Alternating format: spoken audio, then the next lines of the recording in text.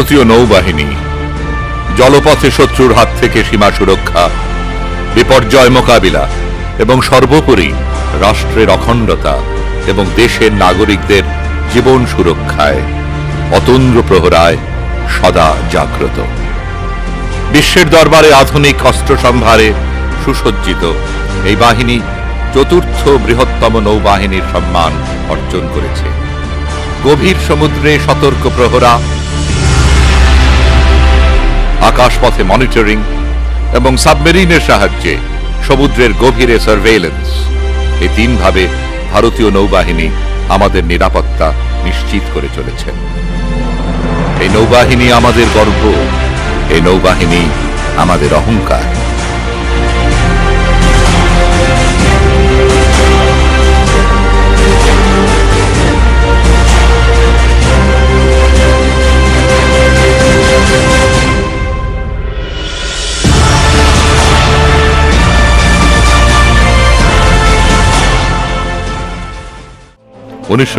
সাল ভারত পাকিস্তানের ঐতিহাসিক যুদ্ধ, যার সমাপ্তিতে জন্ম হয়েছিল বাংলাদেশ নামের একটি স্বাধীন রাষ্ট্রের।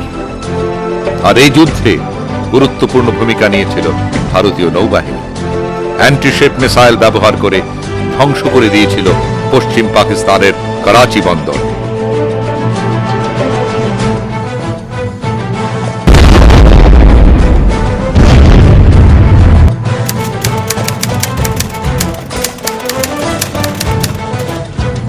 একই সময় ধ্বংস করে দিয়েছিল পূর্ব পাকিস্তানের চট্টগ্রাম ও খুলনা বন্দর। এই দ্বিমুখী আক্রমণে বিপর্যস্ত হয়ে পাকিস্তানি সেনা পালিয়ে পিঠ বাঁচাতে বাধ্য হয়েছিল। এই দুটি দিন ছিল ৩রা এবং ৪ঠা ডিসেম্বর। তাই ভারত সরকার এই যুদ্ধে অংশগ্রহণকারী এবং আত্মত্যাগী নৌসেনা ও অফিসারদের শ্রদ্ধা জানাতে ৪ঠা ডিসেম্বর দিনটিকে নেভি ডে হিসেবে ঘোষণা করেছেন। সপ্তাহটিকে ঘোষণা করেছেন নেভি উইক হিসেবে। বঙ্গোপসাগর, আরব সাগর ও ভারত মহাসাগরের তটরেখায় ভারতবর্ষের পূর্ব, পশ্চিম ও দক্ষিণ প্রান্তে প্রায় ৭,৫০০ কিলোমিটারেরও বেশি দীর্ঘ সমুদ্র সীমা রয়েছে।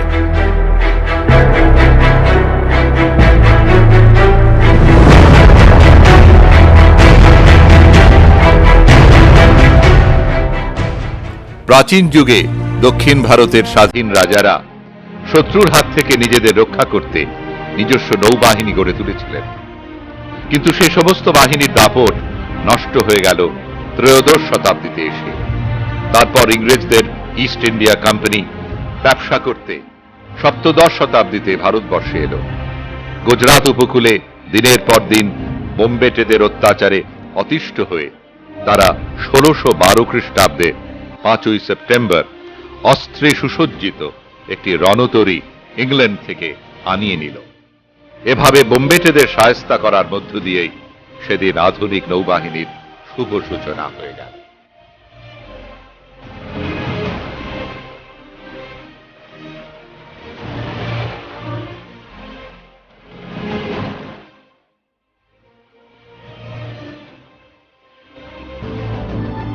ষোলশো খ্রিস্টাব্দ নাগাদ ব্রিটিশ ইস্ট ইন্ডিয়া কোম্পানির ব্যবসা বেড়ে গেল বম্বে অবধি। তখন তাদের নৌবাহিনীর নাম হল বম্বে মেরিন। তারপর ক্রমাগত দিন বদলের সঙ্গে সঙ্গে চলল নৌবাহিনীর নাম বদলের পালা। ১৮৩০ খ্রিস্টাব্দে বম্বে মেরিনের নাম বদলে রাখা হল হার ম্যাজেস্টিজ ইন্ডিয়ান নেভি। ১৮৯২ খ্রিস্টাব্দে আবার নাম বদলে গেল, এবার হল রয়্যাল ইন্ডিয়ান মেরিন। ১৯৩৪ খ্রিস্টাব্দে সেই নাম বদলে রয়্যাল ইন্ডিয়ান নেভি রাখা হল।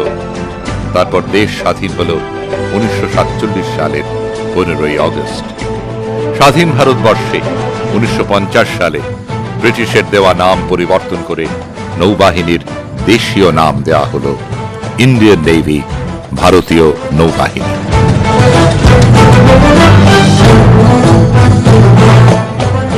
সপ্তদশ শতাব্দীর শেষ নাগাদ কলকাতাতেও ব্যবসা জমিয়ে ফেলল ইস্ট ইন্ডিয়া কোম্পানি। ১৭৫৭ খ্রিস্টাব্দের পর দেশের শাসনভার নিজের হাতে তুলে নিয়ে ধীরে ধীরে ব্যবসায়ী থেকে রাজা হয়ে বসল। উত্তর থেকে পূর্বে গঙ্গার বুকে চলতে লাগলো অবাধ বাণিজ্য। কলকাতা দীর্ঘদিন তাদের সদর দফতর রইলেও নৌবাহিনীর কোনো দপ্তর তাদের ছিল না। এই ব্যাপারে তাদের টনক নড়ল 20 শতকে এসে। দ্বিতীয় বিশ্বযুদ্ধের ভয়াবহতা দেখে গাঙ্গেয় জলপথে নিজেদের সুরক্ষার কথা ভেবে তারা নৌবাহিনীর একটি নিয়ন্ত্রক অফিস খুলল কলকাতার মেরিন হাউসে। তারপর 1940 খ্রিস্টাব্দে সেই অফিস বড় হলো এবং একজন নেভাল অফিসার ইনচার্জের দায়িত্বে উঠে এলো 3 নম্বর গার্ডেন রিচ রোডে। 1943-44 খ্রিস্টাব্দে গড়ে উঠল naval base his Majesty's Indian ship Hooghly, সংক্ষেপে HMIS হুগলি। 1954 সালের 10ই ফেব্রুয়ারি সেই নেভাল বেসের নাম পরিবর্তন করে রাখা হলো Indian naval ship Hooghly, INS Hooghly, উঠে এলো ফোর্ট উইলিয়ামে। অবশেষে 16ই ডিসেম্বর 1959 সালে এই নেভাল বেসটিকে নিয়ে আসা হল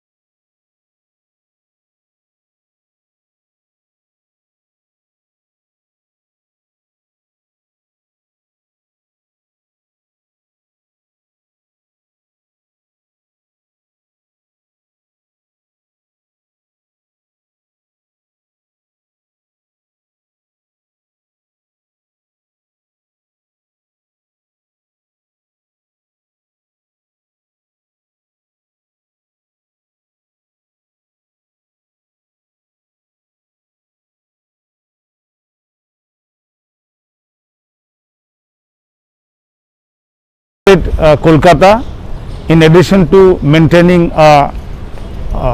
liaison with the state government and supporting all other units in the Navy. We also facilitate recruitment of young boys and encourage them to join the Navy and make it as a career. I wish all of you a very happy Navy Day. It's the day that we celebrate every year to mark the victory of the Indian Navy and the country against Pakistan in the 71 war. On the third and fourth night, our daring missile boats carried out an attack at Karachi harbour, and the whole harbour was set ablaze, and that was one of the reasons which forced Pakistan to surrender. To mark this day, we carry out a lot of programs to engage with the citizens of the country and to tell them about the Navy, what we do. This year also such plans were there, but because of COVID we are not doing any activity for mass gathering and celebrating like band concert, any other thing, but this will be through the media and electronic modes. তাই বন্দর সংলগ্ন নদীপথে অতন্দ্র প্রহরায় দিন রাত্রি নিরন্তর মোতায়েন রয়েছেন নৌবাহিনীর সেনারা। নৌবাহিনীর এই পেট্রোলিং ইউনিটের নাম SPB, সাগর প্রহরী বল।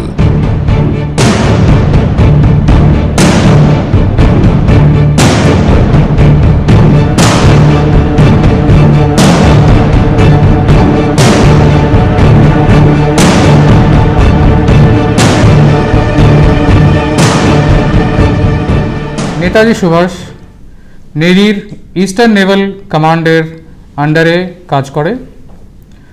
পশ্চিমবঙ্গের কোস্টাল সিকিউরিটি এবং হুগলিতে পেট্রোলিং প্রধান অপারেশনাল কাজ।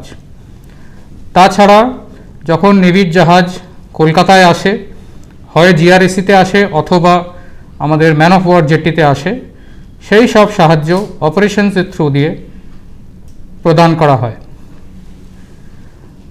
স্টেট গভর্নমেন্টকেও আমরা সাহায্য প্রদান করি, গঙ্গাসাগর মেলা যেমন, অথবা মেডিকেল ক্যাম্প সুন্দরবনে, অথবা কোনো ডিজাস্টার হলে যেমন আমফান হয়েছিল, সেই সব ক্ষেত্রে নেভির তরফ থেকে INS নেতাজি সুভাষ সাহায্য প্রদান করে। দেশের বাণিজ্যের একটা বড় অংশের আমদানি ও রপ্তানি সম্পন্ন হয় জলপথে, নৌবাহিনীর সেনারা সেই বাণিজ্য সম্পদ রক্ষা করে দেশের সমৃদ্ধি সুনিশ্চিত করে চলেছেন। এছাড়াও নৌবাহিনীর জাহাজ কলকাতার হুগলি নদীতে এলে তাকে প্রয়োজনীয় সমস্ত রকম সহায়তা দিয়ে থাকেন INS Netaji Subhas. Garden reach ship builders and engineers লিমিটেডে নৌবাহিনীর যে সমস্ত জাহাজ তৈরি এবং মেরামত হয় তাতেও এরা প্রয়োজনীয় সহায়তা দেন। 24 ঘন্টা প্রহরারত সেনাদের স্বাস্থ্য রক্ষা এবং নিয়ম শৃঙ্খলা অভ্যাসের সমস্ত বন্দোবস্ত রয়েছে আইএনএস নেতাজি সুভাষের ক্যাম্পাসে। প্যারেড গ্রাউন্ডে রাইফেল নিয়ে চলে নিয়মমাফিক প্যারেড। চিফ গানারি ইন্সট্রাক্টর প্যারেড সঞ্চালনা করেন।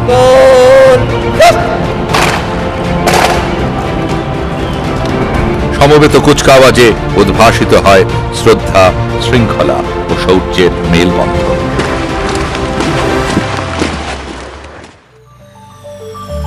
সেনাদের আনন্দ যাপন ও স্বাস্থ্য বিধানের জন্য রয়েছে আউটডোর গেমসের ব্যবস্থা।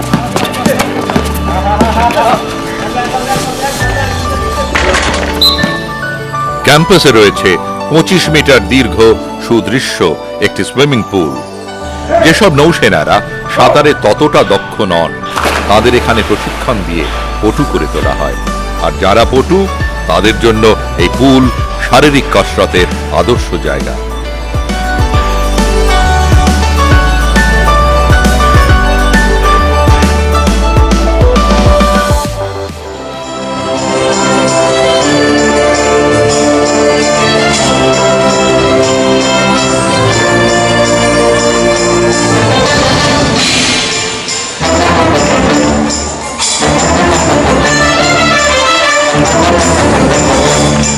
সঙ্গীত চর্চা নৌসেনাদের বিনোদন বা অবসর যাপনের একটি মাধ্যম, তবে তাদের হাতে তা নিছক বিনোদন হয়েই শেষ হয়ে যায় না, তা হয়ে ওঠে ভারতীয় সংস্কৃতি, নৌবাহিনীর শৌর্য ও জাতীয় আবেগের প্রতি অনাবিল শ্রদ্ধা।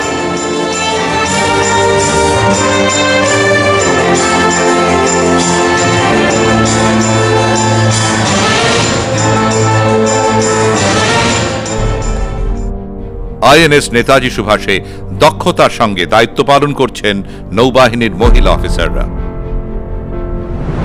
The logistics department of the base caters to logistics requirements of not only Netaji Subhash as also the distantly located units of Bihar, Northeast, as well as allied naval units located in West Bengal. In addition, the department also provides support to under construction ships at GRSC as well as those under refit at the yard. We provide logistic support in terms of pay and passage, clothing, and most importantly, food in terms of ration. ক্যাম্পাসের ভেতরেই বিশেষ প্রশিক্ষণ প্রাপ্ত নৌসেনা শেফের তত্ত্বাবধানে খাওয়া দাওয়ার ব্যবস্থা করা হয়। খাবার তৈরি হয় অত্যন্ত পরিষ্কার পরিচ্ছন্নতার সঙ্গে কঠোরভাবে স্বাস্থ্যবিধি মাথায় রেখে। প্রতিদিন এখানে প্রায় 500 নৌসেনার জন্য খাবার তৈরি হয়। ये आईएनएस नेताजी सुभाष की शिप्स गली है। ये हमारी टीम है, शिप्स कंपनी की खाना बनती है।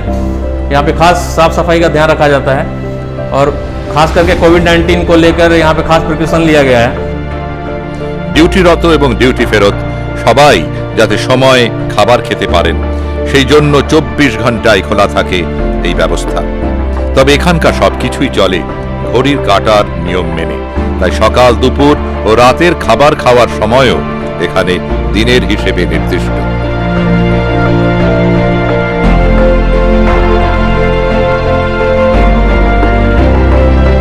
নৌসেনাদের জন্য আইএনএস নেতাজি সুভাষ ক্যাম্পাসের মধ্যেই রয়েছে উন্নত স্বাস্থ্য পরিষেবার সুব্যবস্থা।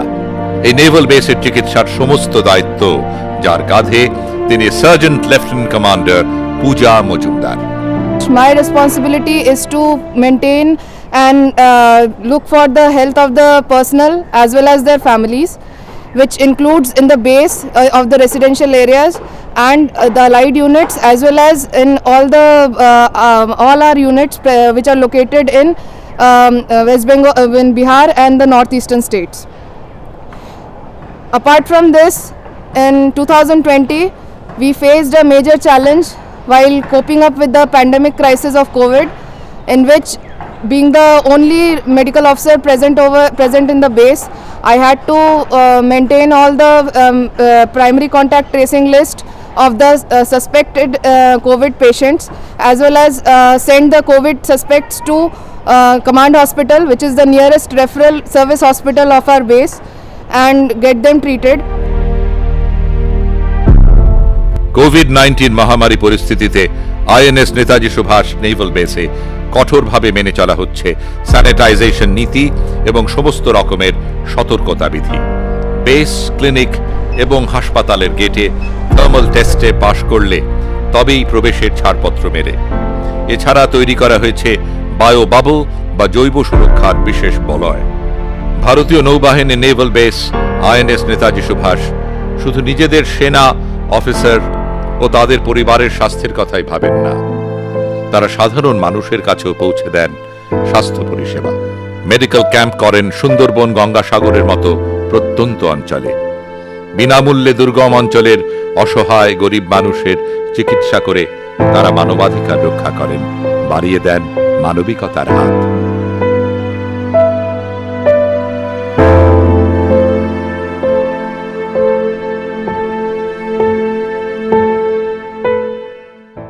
প্রাকৃতিক দুর্যোগের মোকাবেলায় নাগরিক পরিষেবা সহজ করে তুলতেও ঝাঁপিয়ে পড়েন নৌসেনা।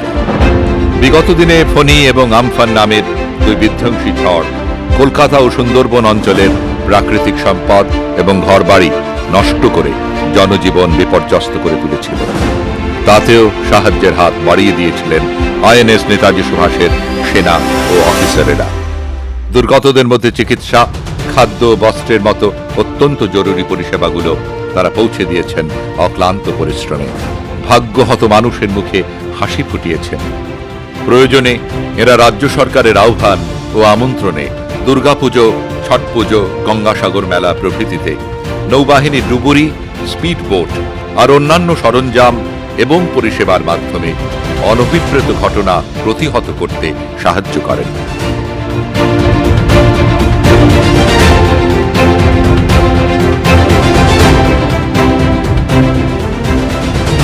ভারতীয় নৌবাহিনীর সেবা এবং ত্যাগের ইতিহাস বড় গৌরবের ইতিহাস। সেই ইতিহাসের সাক্ষী ইতিহাসের পাতা, দেশবাসীর সহৃদয় ভালোবাসা, বিশিষ্ট দিন এবং স্মৃতিসৌধের উজ্জ্বল মিনার। হেস্টিংসের লস্কর ওয়ার মেমোরিয়াল তেমনই এক ত্যাগের ইতিহাস। প্রথম বিশ্বযুদ্ধের সময় রয়্যাল ইন্ডিয়ান নেভির 896 জন ভারতীয় লস্করের আত্মবলিদানের কথা মনে করিয়ে দেয় এই সৌধ। 100 মিটার উঁচু মুঘল স্থাপত্য রীতিতে নির্মিত এই সৌধের স্থপতি উইলিয়াম ইনগ্রাম কের। সৌধটির নির্মাণ সম্পন্ন হয় 6 ফেব্রুয়ারি 1924 সালে। ভারতীয় নৌবাহিনী সততা, সাহস, শৌর্য ও স্বদেশ প্রেমের আরেক নাম। দেশের গৌরব, অখণ্ডতা ও অধিকার রক্ষায় সদা সতর্ক, আত্মদানে সদা প্রস্তুত। জয় ভারত, জয়তু ভারতীয় নৌবাহিনী।